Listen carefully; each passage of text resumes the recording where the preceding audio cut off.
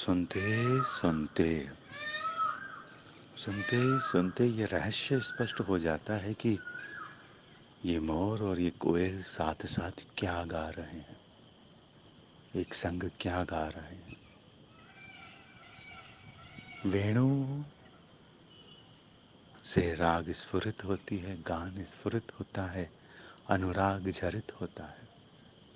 वह वेणु रिक्त रहती है।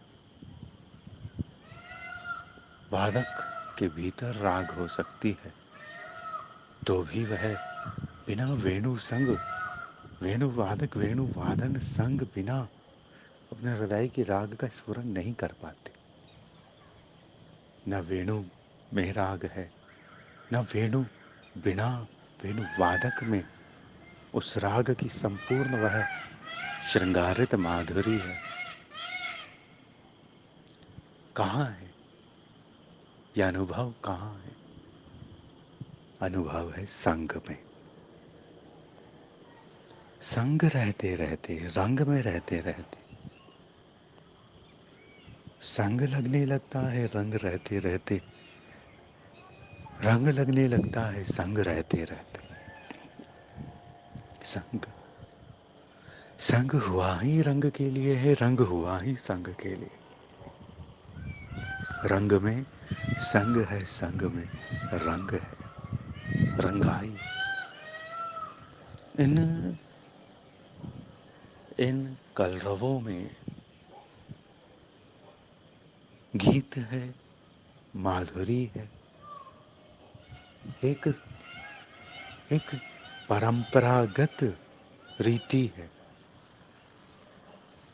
वेला निश्चित है, उत्सव निश्चित है, ऋतु निश्चित है, श्रृंगार नया है, गीत नया है।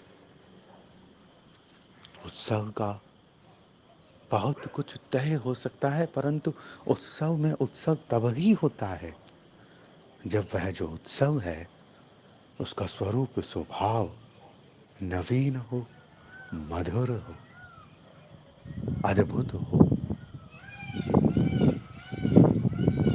कोई बात जान ली, मान ली, पहचान ली तो फिर उस संग में उतना रंग नहीं बनता। अपरिचित शब्दावलियां ही जब मुक्तावलियां, रत्नावलियां, पुष्पावलियां, हारावलियां बन जाती है तो श्रृंगारित रंग रस भरने लगता है हृदय पर। ये दो नयनों में भरने की बात नहीं है। हृदय जो रस रंग भरता है वह जब नयन आंतरिक प्रकट हो जाती है, खुल जाती है, तब भर पाता है। भाव देह जिसे कहा जाता है वह पूरी भाव देह सुन पाती है, वह पूरी भाव देह देख पाती है, वह पूरी भाव देह बोल पाती है, वह पूरी भाव देह नाच पाती है, चख पाती है, झूम पाती है, स्पर्श कर पाती है, सुवास ले पाती है, सुरभित हो पाती है। पूरी भाव दे, पूरी भाव दे, भाव दे प्राकृत बंधनों में नहीं है, अपरिमित सौंदर्य से भरित है। तो उस अपरिमित सौंदर्य का उच्छलन जब किसी पात्र पर होता है तो उस पात्र में जो अपरिमित अप्राकृत राशि है वह दैदीप्यमान हो सकती है, चमत्कृत हो सकती, प्रकट हो सकती। समय लग सकता है अपने अपने प्रपंच की ममता, अपने अपने प्रपंच की आवश्यकता, अपने अपने प्रारब्ध आदि आदि का जो ब्यौरा रह गया है उस अनुरूप। परंतु ऐसा तो है नहीं कि किसी पदार्थ मात्र में, वस्तु मात्र में, प्राणी मात्र में प्राकृत दिव्य सौंदर्य है ही नहीं। ऐसा तो है ही नहीं। है और वह स्फुरत हो सकता है। वृक्ष वृक्ष चंदन हो सकता है, फूल फूल गुलाब हो सकता है, पद्म हो सकता है, बस उसे सरकना है, डहना है। रेणु वह जो नदी में जा घुले, नदी वह जो सागर के तटों पर जा सिमटे, सागर के तट वह जो गीले रह जाए, गीले सागर के तट वह जो खिलने के लिए पंखिल हो उठे, कीच हो उठे, और उस कीच के हृदय से, उसके हृदय में भरित सौंदर्य सार मधुरताएं उत्सवित हो उठे, तो उत्सव तो है, उत्सव सदैव है, अमृत सदैव है, जीवन सदैव है, रस सदैव है। बस नीरसता का पट हटने की बात है। जीवन में इतनी नीरसताओं का अभ्यास है कि प्राणी उत्सवों का अभ्यास छू नहीं पाता। आप देखेंगे कि वर्तमान परिवेश जो है विगत वर्ष भर से अधिक में, वह तो एक विचित्र काल है, बाहर से विपत्ति का काल है बाहर से। परंतु जब आप ललित अनुरागों में भरित ध्वनियों को इस वर्ष में निवेदित सुनेंगे तो वहां विरह भी वह विरह स्पष्ट नहीं हुआ जो विरह स्पष्ट होना चाहिए। विरह को हमने पुकारा तो वह पूरा आया ही नहीं, वेदना को हमने पुकारा तो वो पूरी आई ही नहीं, उत्सव कहीं ना कहीं छुपा हुआ रहा। ललिताई मधुराई भोग संजोग बने रहे, मिटे नहीं, हटे नहीं, झरे नहीं, डहे नहीं, रहे कहीं न कहीं छिपे हुए। तो फिर जहां संयोग का गीत है सहज, क्योंकि प्राणी को हो सकता है विशुद्धतम वियोग रस की आवश्यकता हो ताकि संयोग बने, संयोग लालसा बने। संयोग लालसा तो वेदना की स्फुरण से ही होगी, वेदना का गीत सुनकर ही होगी। पर जिसे वेदना प्राप्त है उसे वेदना सुनने की क्या आवश्यकता है। जिसे विरह प्राप्त है उसे विरह को सामने मंच पर निहारने की क्या आवश्यकता है। भाव मंच पे विरह तो प्राप्त ही है, इससे छूटना है। मिलन अप्राप्त है तो उस अप्राप्त का ही तो चिंतन बने, भजन बने, वही तो कठिन है। नित्य उत्सवित होना, नित्य उत्सवित ना होना, यह तो अतीव सरल है ना। तो नित्य उत्सव की लालसा जब बन गई है तो सहज श्रवण लालसा, इन अंगराग परिमल रसीली झांकियों की भीगी हुई लालसा बन गई। क्योंकि होना तो यह चाहिए कि किसी दिन आपका अगर आलिंगन बन जाए श्यामल सरकार से, रसीली सरकार से, तो वहां वह आलिंगन वैसा हो जैसे बादल में से बादल निकल गया हो, धारा पर से धारा उछल गई हो, नदी पर से नदी मचल गई हो, रस पर से रस मिल गया हो, शरबत बन गया हो, घुल गया हो, रंग रस एकता हो गई हो। शरबत में एक से अधिक श्रृंगार हो सकते हैं, मिल सकते हैं। भोग वही होता है जो अमनिया कई पदार्थों का मिश्रण हो। मिलन, हम हम पानी नहीं पीना चाहते, शीतल पेय पीना चाहते हैं। जो जैसा है वैसा हम रहना नहीं चाहते, उसमें मिलन उत्सव चाहते हैं। हमारे थाल पर, जीवन के हाल पर सब में मिलन के उत्सव है। मिलाकर संग चाहिए। धागों को भी हम मिलाना चाहते हैं। जातीयता उनकी मिलती हो ना मिलती हो, पर हम उन्हें मिलाना चाहते हैं, तभी तो हम उन्हें पहन पाते हैं। तो मिलन तो हमें चाहिए।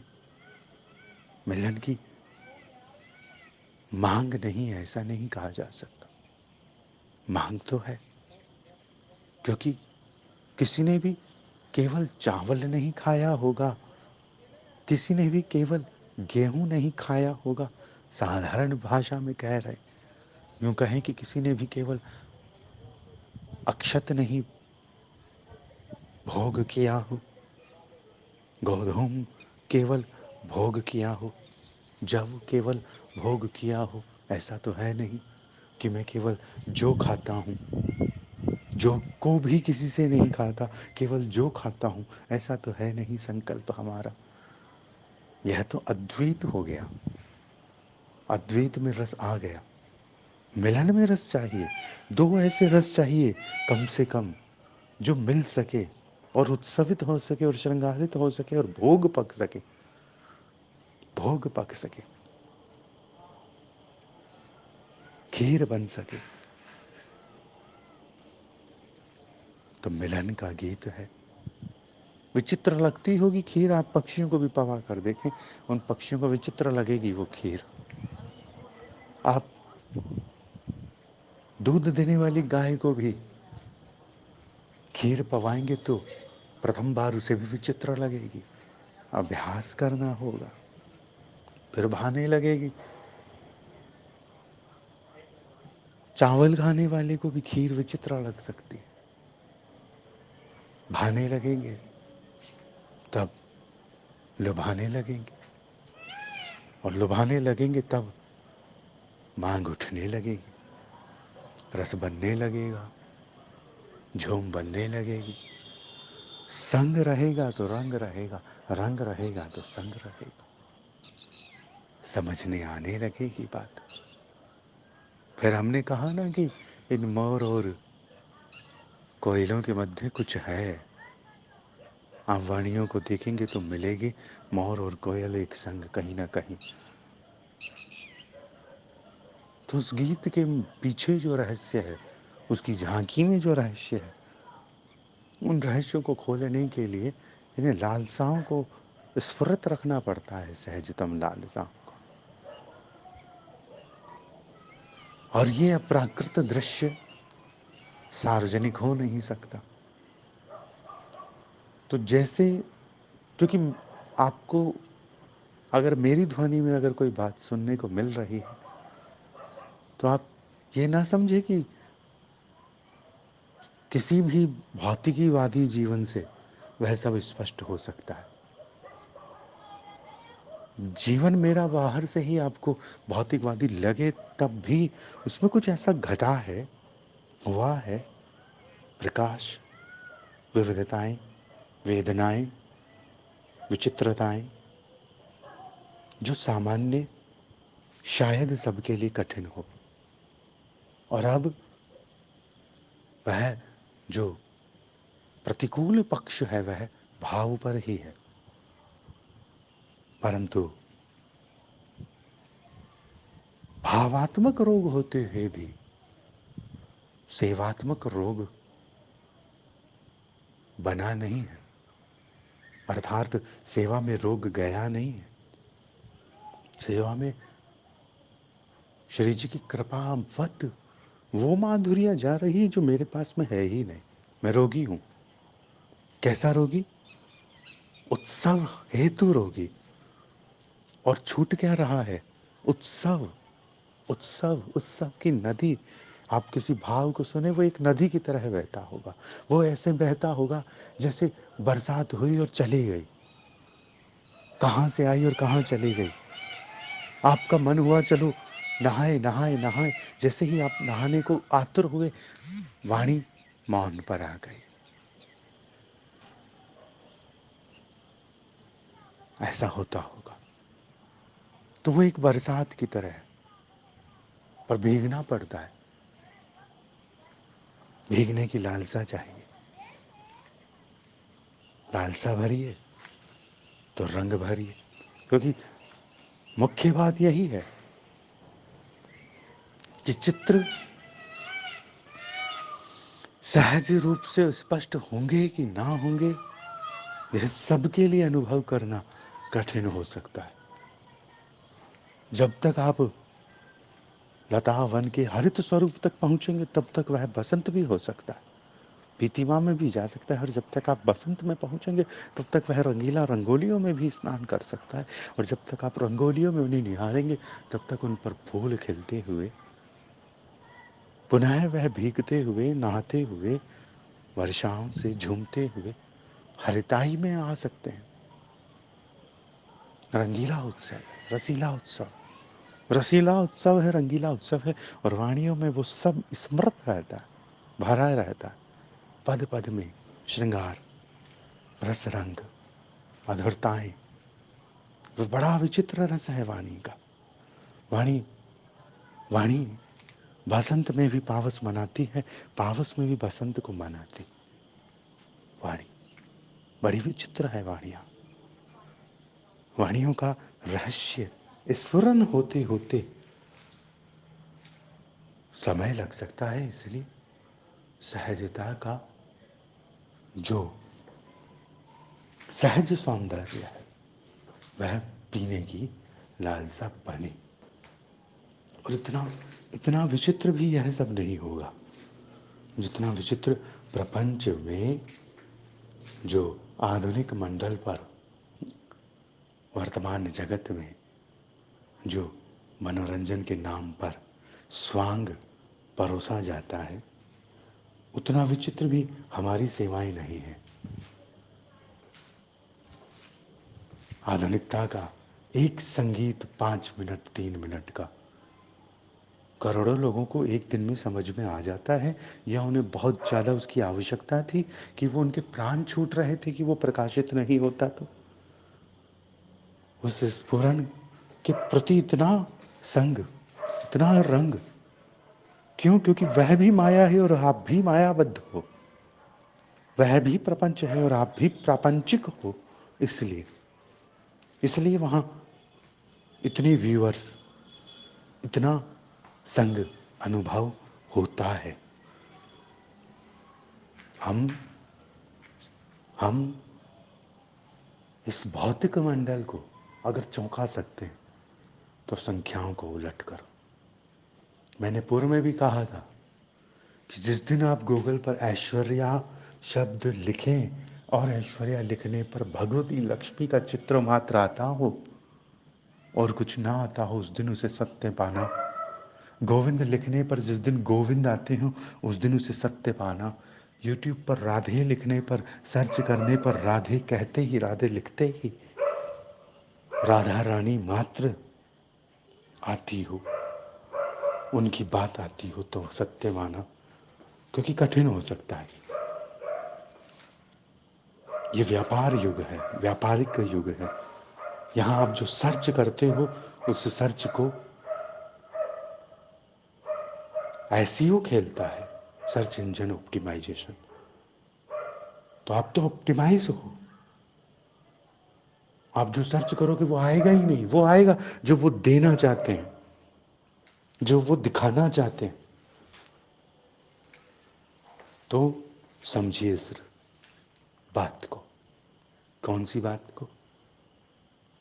कि ललित श्रृंगार इतना उछले, माधुरियां, ललिताएं, सरिताएं, ये ध्वनियां इतनी उछले जितनी प्रापंचिक ध्वनियां उछल पा रही है, तो प्रापंचिक ध्वनियां आश्चर्यचकित हो सकती। ये मानिएगा कि माया अगर प्रबल है तो योग माया महाप्रबल है। वह महाविष्णु को निद्रा भी रखती है तो उन्हें उनके प्रभार से जागृत भी रखती है, वास करती है उनकी उस योग समाधि में। सुयोग्य माधुरी है यह योग माया। योग माया अर्थात वह बिंदु जिससे जीव प्रपंच की ओर से घूमकर श्री हरि की ओर घूम गया है, जगत की ओर जा रहा है, संस्कृति की ओर जा रहा है और घूम गया संयोग की ओर, श्री हरि की ओर। दौड़ तो श्री हरि रहे हैं, बस आपने मान लिया कि वो दौड़ते हुए मेरे पास आ रहे हैं, आप उनसे भाग नहीं रहे। वरन जीव श्री हरि से ऐसे भागता है जैसे जैसे वन्य जीव सिंह से भागते हो। ये सत्य मानिएगा, विचित्र बात है यह कि रस से, सत्य से प्रपंच भागता है और अपने अंदर के उस प्रपंच को मिटाकर रस और सत्य का जो संग कर पाए, झेल पाए। क्योंकि सत्य तो यह है, हम में से किसी ने भी रस और सत्य को ज्यादा नहीं जिया, प्रपंच और माया को ही बहुत सामने पाया है, संग पाया है। हमारा जीवन का अधिकांश समय भजन में नहीं गया, प्रपंच और माया में गया है। तो हम जितना जल्दी, जितना गति में, जितना गाढ़ा भीगेंगे उतना उत्तम होगा, उतना उत्तम होगा, उतना मधुर होगा। मोरों का शोर थम गया है। श्री वृंदावन।